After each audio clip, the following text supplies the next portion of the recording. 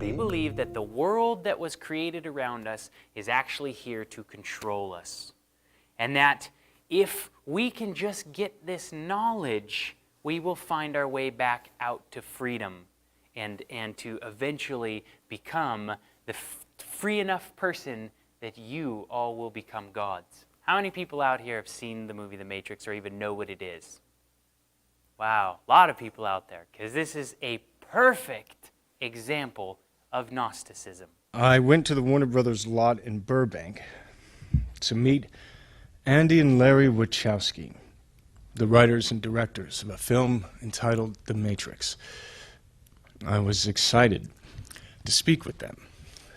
They had written something that I had never seen, but in a way, something that I'd always hoped for, as an actor, as a fan of science fiction. The script that they wrote synthesized to me, it had Gibson.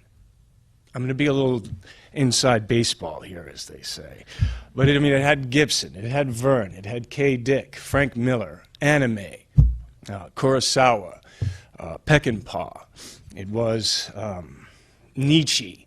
It was Buddha. It was Christ. It was mythology, philosophy, technology, and truth. What truth? So even here he's admitting it's Philip K. Dick. Philip K. Dick was very much so into Gnosticism. It's Nietzsche. It's all these other philosophies mixed together. It's Christ. It's Buddha. Let me ask you a question. Here he's saying it's truth. Can you mix a ton of air with truth, and what happens to the truth? So they're putting this idea into everybody's head that the Matrix is truth. And did you know that The Matrix is the #1 most analyzed and watched movie by Christians on the face of the planet? This was a highly, highly, highly talked about movie from the pulpit. I've heard sermons preached where we should be like Neo and this and that and all, fighting for freedom. But I want to show you something, how they take this story of heaven and earth and God and Satan, and they flip it upside down on its back. And then they start to take the character that they are portraying as their God, but it's actually the Antichrist. Larry and Andy Wachowski, these are the two guys that actually wrote it. Larry here now thinks he's a girl.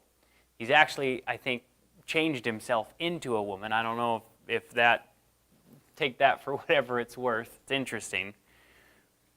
But here's what they said. When asked how they came up with the idea for the Matrix, they replied, designer drugs.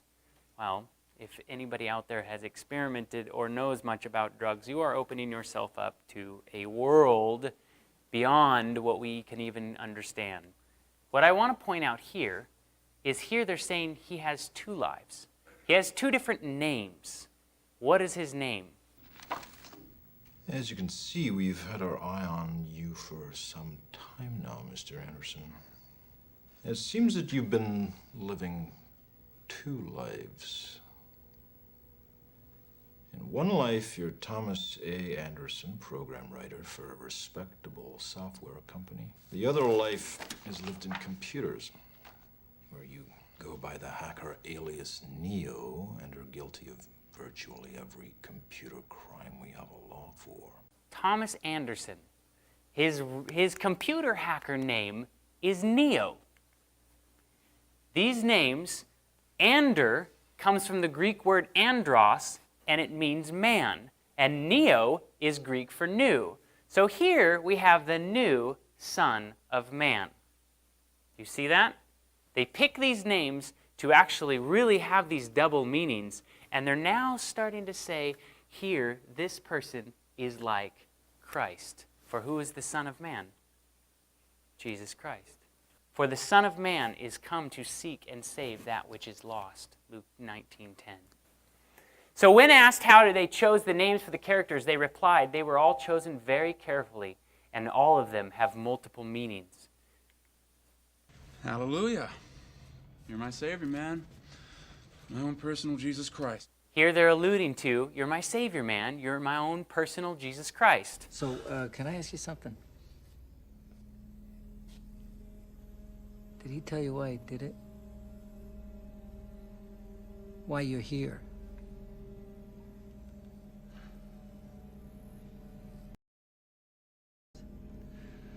What a mind job. So you're here to save the world. They're just putting these kind of slight thoughts into your head that he is equal to Jesus Christ. Now this scene here is where he comes into the ship for the first time. This is the main deck.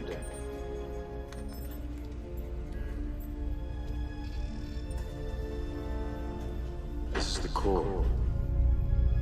The camera pans on this plaque here that says the Nebuchadnezzar. Now who was Nebuchadnezzar? The king of Babylon. So this ought to make everybody's lights go cling on right here. Notice at the top it says what? Mark 3, number 11. Does anybody know what Mark 3, number 11 says in their Bibles? Here's what it says. And in the unclean spirits, when they saw him, fell down and cried, "Thou art the Son of God." Even in the end of the movies, in the end of the series, he even has a scene where he dies like Jesus Christ. But let me show you, which Jesus Christ is this? Did you sleep? You will tonight. I guarantee it. I'm Tank. I'll be your operator. You don't have any holes? No. Me and my brother Dozer were both 100% pure, old-fashioned, homegrown human, born free right here in the real world. Genuine child of Zion. Zion. If the war was over tomorrow, Zion's where the party would be. It's a city. The last human city. The only place we have left. Where is it? Deep underground, near the Earth's core where it's still warm. So here's Zion. Where is Zion? Zion is heaven, right? Is Zion in the center of the earth, near the earth's core, where it's still warm? Who here wants to stay here and go to that Zion? John 8:23. And he said unto them, Ye are from beneath, for I am from above.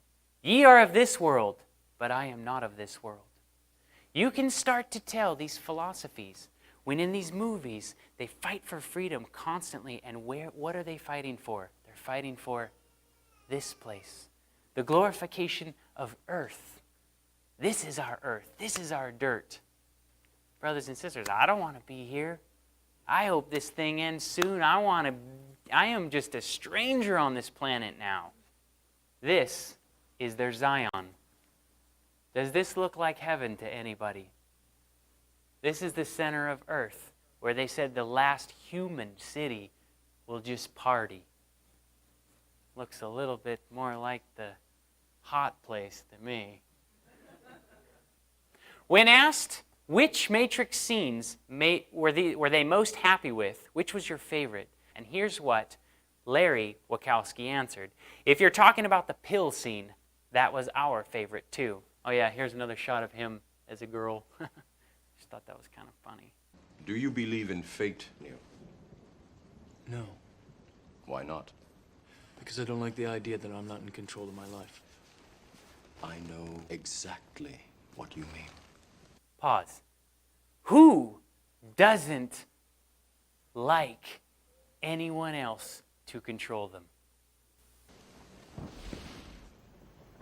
The Matrix. It is the world that has been pulled over your eyes to blind you from the truth. What truth? That you are a slave, Neo. Like everyone else, you were born into bondage, born into a prison that you cannot smell or taste or touch. A prison for your mind.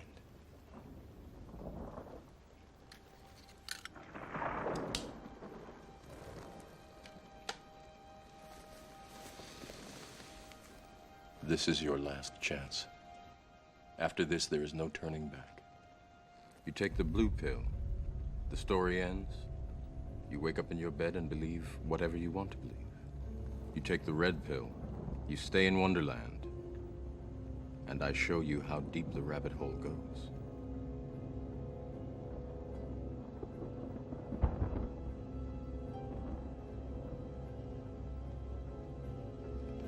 Remember, all I'm offering is the truth, nothing more.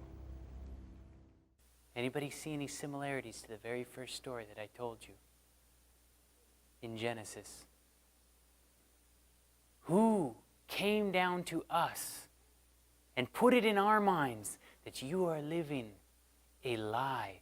You are living in a fake, controlled world. You are a slave. Why don't you free yourself? Take the apple. Eat it, Eve.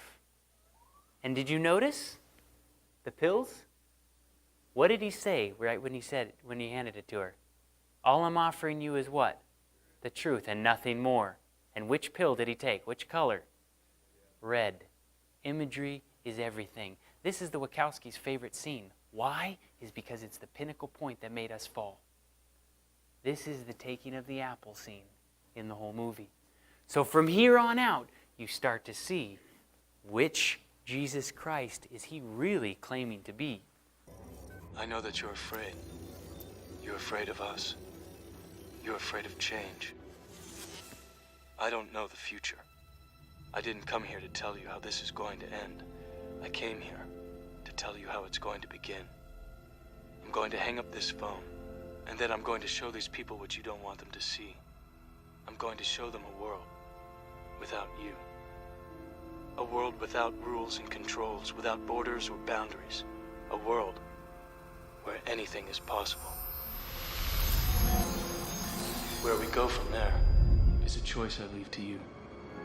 So this is in the very end of the movie here, when he's basically telling the Matrix, I am now going to show them a world where there is no rules, there is no boundaries, where anything is possible.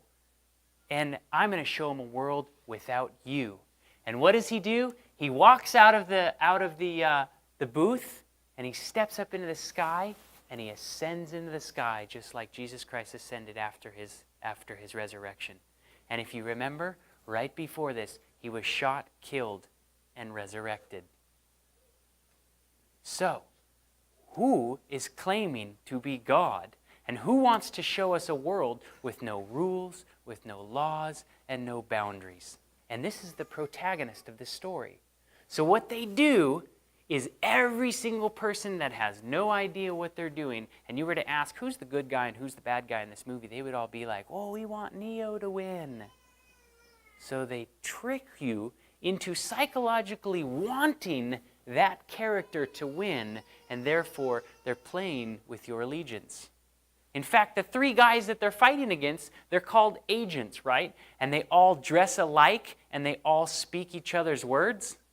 Never send a human to do a machine's job. If indeed the insiders fail, they'll sever the connection as soon as possible.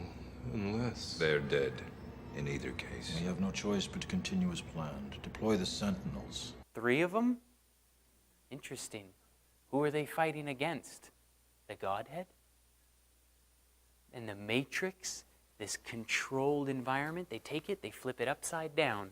Joshua 22:5 says, but take diligent heed to do the commandments and the law, which Moses, the servant of the Lord, charged you, to love the Lord your God, and to walk in all his ways, and to keep his commandments, and to cleave unto him, and to serve him with all your heart and with all your soul. The law is constantly under attack. Just like what we talked about with Superman the other day, for those of you that were here. Superman fighting against Lex Luthor. Lex is Latin for law. They are fighting against this law. The mentality that we have, the postmodernism mentality of, hey, whatever's right for you is right for you. Do whatever you want to do. Do whatever makes you feel good. Don't do what God told you to do. He gave us very specific things to do. When asked if they, the Wachowski brothers, were aware of the Gnostic theme of the Matrix, this is what they replied. Do you consider that to be a good thing? I would. They weren't even denying it, that it was chock full of Gnostic themes. Stuff like this. So the first movie I want to jump to is The Matrix, which it's actually a trilogy of movies, but as most of you probably already know, it all starts out with the main character, Neo, being unknowingly trapped in a type of computer simulation of Earth known as the Matrix. It's even called a prison for the mind by one of the characters. Like everyone else, you were born into bondage, born into a prison that you cannot smell or taste or touch. A prison for your mind. But you have some duality symbolism sprinkled throughout the Matrix movies, like checkerboard flooring, the famous red and blue pill scene from the first Matrix, and one character even wears yin-yang earrings in the third movie, which is significant when you realize the Gnostic character she's playing. But you have the demiurge from Gnosticism making an appearance in the second and third movies. The character called the Architect is essentially this machine or program that's the creator of the Matrix and who has enslaved all mankind within it. Though in the second movie he actually speaks about a co-creator. I am the architect. I created the Matrix. The Oracle. If I am the father of the Matrix, she would undoubtedly be its mother. And she's actually the one I mentioned who wears the dualistic earrings, the yin-yangs. But these two co-creators seem to portray the Gnostic belief in the dual demiurge that I was talking about before. But what's more is that the name Architect for the demiurge character is pretty telling and more than appropriate, since demiurge can be translated into many English words like architect. For example, it could be translated as fashioner or artisan, craftsman, creator, designer, and plenty of other synonyms of words like those, which would obviously include architect. So architect is definitely one way to refer to the Gnostic demiurge. But even more telling is that the Freemasons, who as I said in the beginning are just neo-Gnostics, neo meaning new, but they actually refer to the demiurge as the Grand Architect, so it would seem that at least some Gnostics prefer the translation.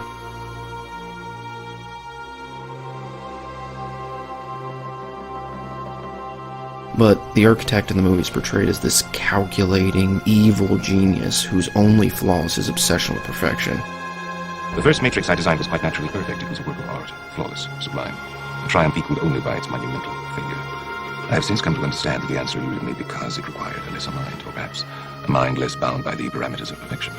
While the Oracle's character is portrayed as much more of a free spirit, you know, smoking cigarettes, baking cookies, and occasionally assisting humans in the upheaval of the Matrix she helped to create. So, she's rebelling against the system she helped put in place. Sounds slightly familiar, you know, like Lucifer, supposed co-demiurge, yet notorious rebel, who's fighting for mankind against his dualistic counterpart. But that's not all. The rabbit hole goes deeper still. And yes, that was a Matrix pun.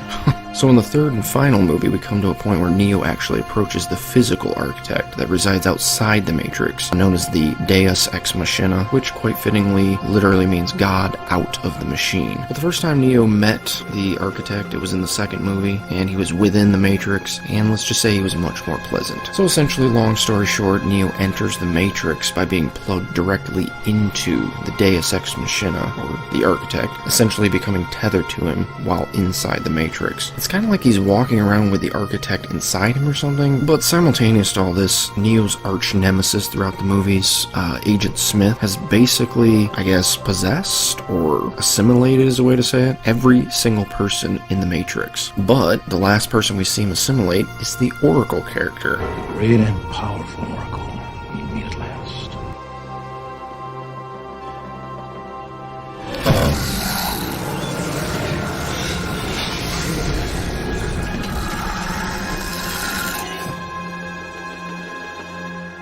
So essentially both Neo and Smith in the Matrix have become the host bodies for the two aspects of the dual demiurge. Then there's this huge fight between Neo and Smith, and in the end, Agent Smith assimilates Neo, and he merges with him in a sense. But essentially, when Smith does this, Neo, like the others who have been assimilated, morphs into a kind of clone of Agent Smith. Then we see a scene that's outside the Matrix where the architect, the Deus Ex Machina, shoots this light into Neo's actual body, and it goes into the Matrix and comes out of the assimilated Neo. Then the Smith clone that had assimilated the Oracle and who was fighting with Neo this whole time, he begins to do the same thing and eventually bursts into a massive explosion of light. And then all these onlooking Agent Smiths who were clones, they've just been watching this fight the whole time, they follow suit and they all begin to explode in perfect unison. So in the end, this kills both Neo and Smith, but it frees the human population trapped in the Matrix. So if you're paying attention, we see nearly every element I mentioned is in play here. We have the obvious allusion to the construct in the form of the Matrix. We have the dual demiurge in the form of the Oracle and the Architect, who, based upon their characteristic personalities, obviously allude to Adonai and Lucifer. And then we have their being synthesized together through the merger of Neo and Smith, the two demiurges' incarnations, in a sense, which ends in their destruction and brings about the freedom of mankind from the construct, the Matrix. So you see, that's quite in step with what I was talking about. But another movie that shows